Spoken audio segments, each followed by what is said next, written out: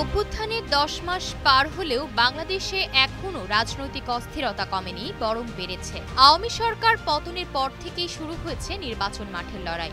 অন্তর্বর্তী সরকার গঠনের পর বিএনপি ও সমমনা দলগুলো দ্রুত সংসদ নির্বাচন দিতে সরকারকে চাপে রেখেছে। তাই দেশের চলমান ঘটনা প্রবাহে শনিবার বিএনপি, জামাত ইসলামী ও জাতীয় নাগরিক পার্টির সঙ্গে বৈঠক করেন প্রধান উপদেষ্টা অধ্যাপক মোহাম্মদ ইউনূস।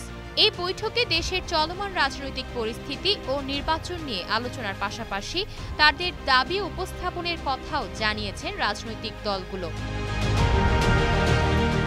তবে এই বৈঠকটি এমন সময় অনুষ্ঠিত হয়েছে যখন হঠাৎই সামনে আসে দেশের চলমান ঘটনা প্রবাহে হতাশা ও ক্ষোভ প্রকাশ করে পদত্যাগের কথাও ভাবছেন প্রধান উপদেষ্টা ডক্টর মোহাম্মদ ইউনূস। সম্প্রতি নির্বাচনের রোডম্যাপ সহ বেশ কিছু ইস্যুতেই অন্তর্বর্তীকালীন সরকারের সাথে বিএনপির এক ধরনের টানাপোড়েন তৈরি হয়।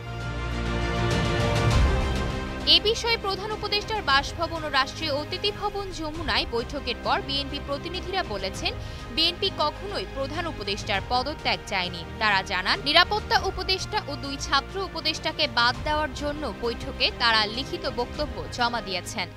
সরকারের নিরপেক্ষতা বজায় রাখার স্বার্থে বিতর্কিত উপদেষ্টাদের বাদ দিয়ে উপদেষ্টা পরিষদ পুনর্গঠনের জন্য আমরা দাবি জানিয়েছি।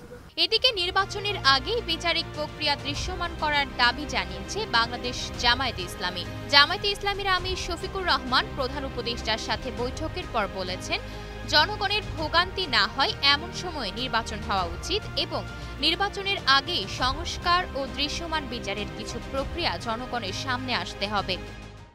অর্থবহ কিছু সংস্কার করা লাগবে এবং যারা অপরাধী তাদের বিচার হতে হবে।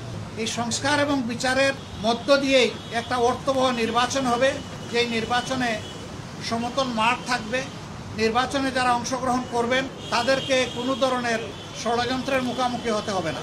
ডক্টর ইউনূসের সাথে বৈঠকে শেখ হাসিনার সময়ে হওয়া সব জাতীয় নির্বাচনকে অবৈধ ঘোষণার দাবি জানিয়েছে এনসিপির প্রতিনিধি দল। পাশাপাশি এনসিপি যে বর্তমান নির্বাচন কমিশনের ওপর আস্থা রাখতে পারছে না, এই বিষয়টিও সাংবাদিকদের সাথে কথা বলার সময় উল্লেখ করেছেন এনসিপির আহ্বায়ক নাহিদ ইসলাম। বিএনপি, জামাত, এনসিপির সঙ্গে আলোচনার পর প্রধান উপদেষ্টার প্রেস সচিব শফিকুল আলম সাংবাদিকদের জানান, নির্বাচন আগামী বছরের জুনের 30 তারিখের মধ্যেই হবে বলে প্রধান উপদেষ্টা বিএনপিকে জানিয়েছেন।